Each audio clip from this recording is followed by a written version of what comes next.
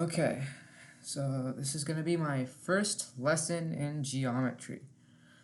It's going to be about the midpoint formula, and the midpoint formula is actually very commonly used in geometry. Even I use it a lot, so let me first write it out. So given your two coordinates, x1, y1, and then x2, y2, the midpoint of these two points is x1 plus x2 over 2. That's your x coordinate. And your y coordinate is y1 plus y2 over 2. So the base 1 and base 2 are just like representing the first x coordinate and the second x coordinate. It actually doesn't matter which the order you put the x coordinates in, because it's going to be the same. And yeah, that is the midpoint formula. Now I'll show how to use it. And so given your 2 points, let's say 3, 5, and how about 7, 11. Now I'm just going to apply the formula I have written over here to these two coordinates. It's actually really simple. So let's see. The x coordinate is 3 plus 7 over 2. So 3 plus 7 is 10. 10 over 2 is 5. So my x coordinate is 5.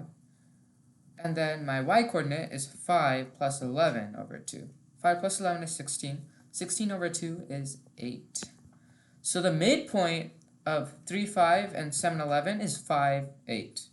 And that is how you find the midpoint. But say you had the sum of the two x coordinates or the sum of the two y coordinates as an odd number.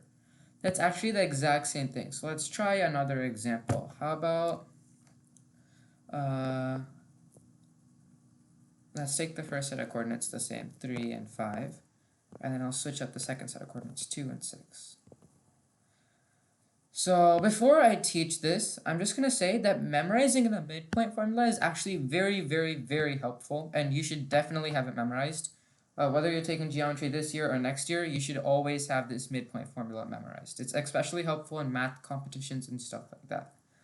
So my x-coordinate, again, is 3 plus 2, which is 5. So 5 divided by 2.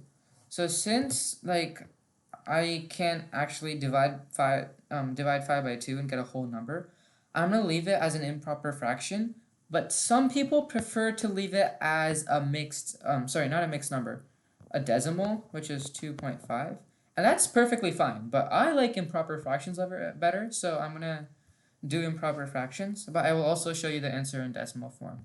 So then for my y coordinate, it's actually 5 plus 6, so that's 11 by 2. So if you're looking at it as improper fraction form, that's just 5 over 2, 11 over 2. And in decimal form, that's 11 over 2 is 5.5. So your coordinates are 2.5, 5.5. And then I'm going to do one last set of coordinates, and these are going to be completely random. I don't know if it'll be even or not. So let's see.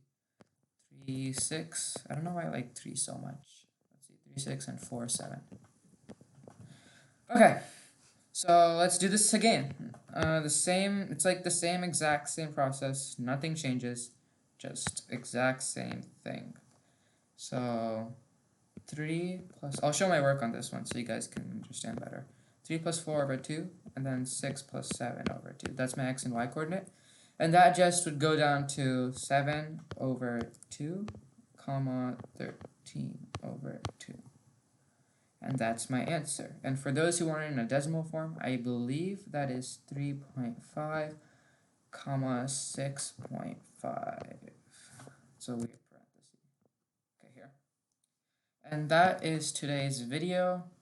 Obviously, I would definitely say memorize the midpoint formula. There is no way you're going to get through geometry without memorizing the midpoint formula. And I would also say practice, as I always do. That's the only way to get better. Thank you. Bye-bye.